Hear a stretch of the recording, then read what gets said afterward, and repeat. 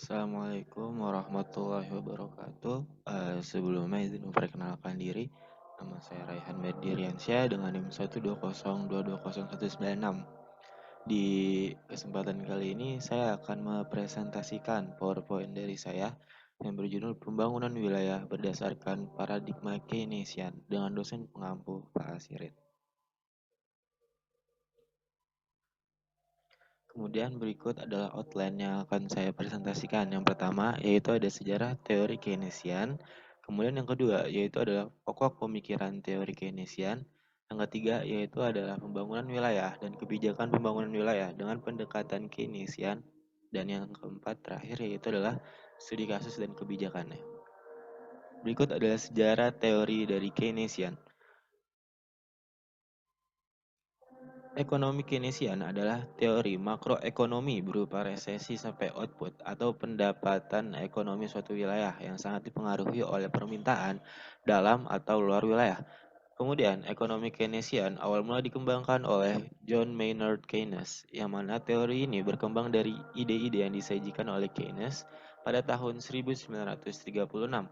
Kemudian teori Keynesian digunakan pada Perang Dunia Kedua dan pasca perang pada tahun 1945 sampai 1973 dan berkembang lagi pada tahun 2007 sampai 2008. Kemudian berikut adalah pokok pemikiran dari teori Keynesian. Yang pertama yaitu adalah teori basis ekspor, yang mana teori basis ekspor menekankan pada sisi permintaan, yaitu perbedaan pertumbuhan wilayah dibentukkan oleh perbedaan wilayah dalam pertumbuhan ekspor barang dan jasa yang dijual di luar wilayah dan atau luar negeri. Kemudian, menurut teori ini, wilayah yang mengekspor lebih besar, maka wilayah pengekspor tersebut wilayah yang lebih tumbuh perekonomiannya. Berdasarkan permintaan yang ditentukan oleh yang pertama, harga barang yang diekspor di dalam wilayah tersebut, kemudian yang kedua yaitu adalah tingkat pendapatan wilayah lain, dan yang ketiga yaitu harga barang substitusi di pasar wilayah lain. Kemudian semakin tinggi kemampuan wilayah dalam memproduksi barang yang banyak diminta wilayah lain atau mampu memproduksi barang yang bisa diekspor ke wilayah lain, maka wilayah tersebut akan semakin tinggi pula pertumbuhan ekonomi wilayahnya. Kemudian ada teori sirkuler dan kausal kumulatif, yang mana terdapat dua teori sirkular dan kausal kumulatif terkait penjelasan kesenjangan wilayah. Yang pertama yaitu adalah teori Myrdal, yang mana mengambil cara pandang dari Keynesian dan institusionalisme sosioekonomi, atau dengan kata lain, Myrdal menjelaskan kesenjangan wilayah dengan memasukkan faktor-faktor ekonomi dan non-ekonomi. Kemudian yang kedua yaitu adalah teori Kaldor, yang mana menjelaskan hanya dari sisi faktor-faktor ekonominya saja. Kemudian ada teori sirkular dan kausal kumulatif Myrdal, yang mana teori ini menyatakan bahwa proses pertumbuhan wilayah cenderung terjadi secara melingkar dan kumulatif terkumpul pada suatu wilayah, yang pada akhirnya menghasilkan pertumbuhan wilayah yang tidak seimbang. Kemudian pertumbuhan di wilayah maju yang menurut teori neoklasik dapat menguntungkan wilayah tertinggal melalui efek backwash, kemudian memperkuat kesenjangan, yaitu modal dan tenaga kerja dari wilayah yang tertinggal ke wilayah yang maju. Kesimpulannya dari teori sirkular dan kausal kumulatif Myrdal adalah wilayah kekayaan perekonomian lama-kelamaan akan cenderung terakumulasi di suatu wilayah yang sudah sejahtera terlebih dahulu. Sementara wilayah yang miskin atau tertinggal akan tetap terjebak dalam kemiskinannya atau ketertinggalannya. Kemudian teori kutub pertumbuhan, yang mana teori kutub pertumbuhan mengacu pada sebab akibat kumulatif, khususnya hubungan potensial antara industri penggerak, propulsive industry, yang mampu menghasilkan pertumbuhan yang diinduksi melalui hubungan antar industri baik ke belakang, backward linkage, maupun ke depan, forward linkage. Kemudian, Keynesian dalam pembangunan wilayah, yang mana pertama, teori-teori Keynesian menjelaskan alasan mengapa kesenjangan pertumbuhan wilayah tetap terjadi dan bahkan direproduksi dari waktu ke waktu dalam perekonomian yang bertumpu pada mekanisme pasar bebas. Kemudian, model Keynesian berfokus pada peran permintaan, demand, daripada penawaran atau supply dalam menjelaskan pertumbuhan suatu wilayah. Kemudian, menurut teori Keynesian, pasar bebas dilihat sebagai sesuatu yang berpotensi meningkatkan kesenjangan daripada mengurangi kesenjangan ekonomi dan sosial antar wilayah. Karena kekuatan pasar bebas jika dibiarkan berjalan, secara spasial pertumbuhan ekonomi tetap tidak seimbang.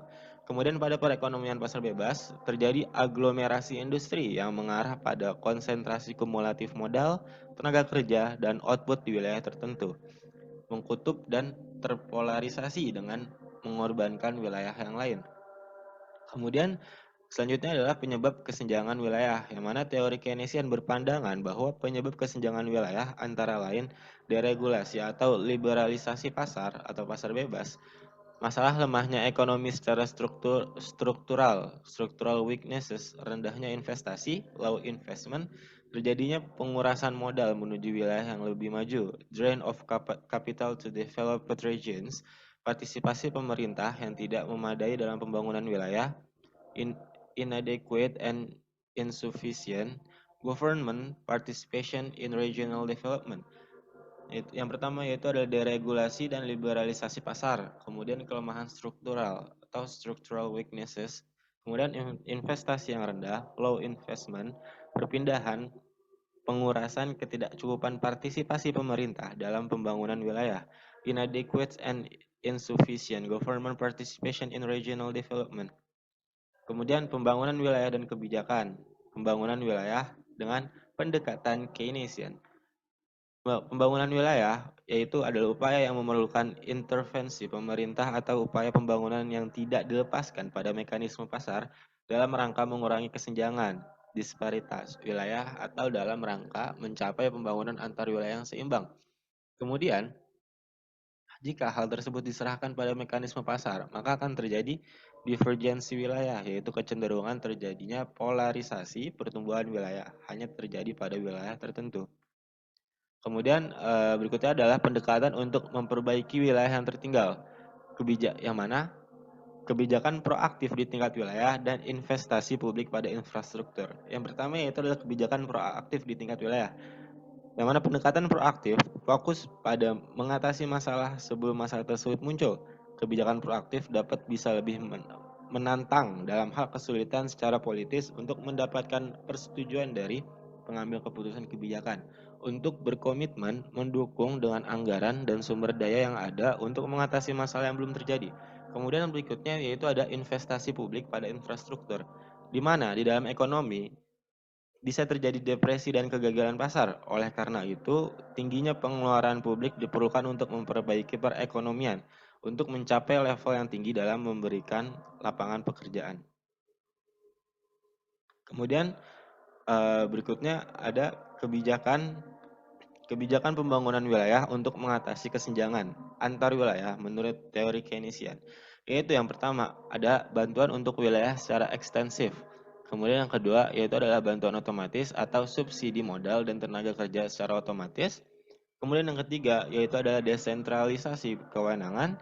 Yang keempat, yaitu adalah pengendalian pembangunan industri. Yang kelima, yaitu adalah investasi infrastruktur. Yang keenam, yaitu perencanaan spasial. Dan yang ketujuh, yaitu adalah nasionalisasi industri. Kemudian berikut adalah studi kasus dan kebijakan. Di sini saya mengambil studi kasus Delta Silicon Lipo Cikarang Industrial Park yang di mana Delta Silicon tersebut terdapat di Kabupaten Bekasi, Provinsi Jawa Barat. Delta Silicon Lipo Cikarang Industrial Park dikembangkan oleh PT Lipo Cikarang Tbk, yang mana Delta Silicon Lipo Cikarang berlokasi di Kabupaten Bekasi, Cikarang Selatan, Jawa Barat, yang memiliki land bank atau cadangan tanah seluas 1.645 hektar. Yang mana kawasan industri Delta Silicon Lipo Cikarang sangat strategis untuk kebutuhan industri maupun pergudangan bisnis. Kawasan Lipo Cikarang saat ini masih memimpin kawasan industri dengan kontribusi 30% pangsa pasar yang ada untuk kategori lahan. Selain itu, Lipo Cikarang juga terdepan dalam kualitas, pelayanan, dan juga inovasi. Untuk PT Lipo Cikarang sendiri berdiri pada tahun 1987 dan mulai go public pada tahun 1997. Kemudian banyaknya jumlah industri multinasional yang dikembangkan bisnisnya di kawasan Delta Silicon ini. Lipo juga mengembangkan wilayah residensial dan komersial di sekitaran industri, yang mana hal tersebut dapat memudahkan para pekerja untuk dapat tinggal dekat tempat mereka bekerja. Integrasi dapat diandalkan dan menjadi nilai lebih untuk Lipo Cikarang, karena Lipo Cikarang dikenal baik sebagai kawasan ramah untuk tinggal, bekerja, dan rekreasi. Kemudian kawasan Delta Silicon mampu menciptakan 80.000 peluang kerja, lebih dari 350.000 tenaga kerja yang terintegrasi dengan fasilitas dormitory.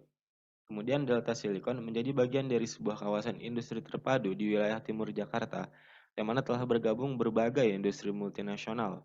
Mereka telah menjalankan bisnisnya di kawasan Cikarang. Kemudian berikut adalah visi dan misi dari PT Lipo Cikarang, yang mana visinya yaitu membangun kawasan perkotaan yang lengkap dan menciptakan lingkungan yang kondusif untuk tinggal, bekerja, dan lifestyle. Kemudian untuk misinya sendiri yaitu adalah menjadi pengembang kawasan perkotaan berbasis industri, komersial, dan residensial terkemuka di Indonesia melalui investasi di bidang infrastruktur, fasilitas publik, dan perangkat manajemen perkotaan untuk mempertahankan pangsa pasar, nilai tambah, margin tinggi, dan daya saing yang kuat dalam bisnis. Kemudian untuk kebijakan itu sendiri yaitu adalah menurut Peraturan Daerah Kabupaten Bekasi Nomor 12 Tahun 2011 tentang Rencana Tata Ruang Wilayah Kabupaten Bekasi tahun 2011 sampai 2031, Pasal 32 Ayat 2 yaitu Cikarang Selatan termasuk ke dalam kawasan peruntukan industri yang mana meliputi industri besar, industri menengah, dan industri mikro dan rumah tangga. Kemudian mendorong investasi pembangunan kawasan industri di kawasan peruntukan industri yang mana mendorong investasi pembangunan kawasan industri di kawasan peruntukan industri. Kemudian mendorong penyediaan atau pemanfaatan fasilitas dan utilitas pendukung bersama untuk kegiatan industri dan merelokasikan secara bertahap kegiatan industri ke lokasi kawasan. Kemudian ini adalah beberapa referensi yang saya ambil, yaitu yang pertama ada jurnal bab 2 tentang pengembangan wilayah berdasarkan teori-teori Keynesian dan dokumen rencana tata ruang wilayah Kabupaten Bekasi tahun 2011 sampai 2031. Mungkin cukup sekian presentasi dari saya, kurang lebihnya saya minta maaf. Terima kasih. Wassalamualaikum warahmatullahi wabarakatuh.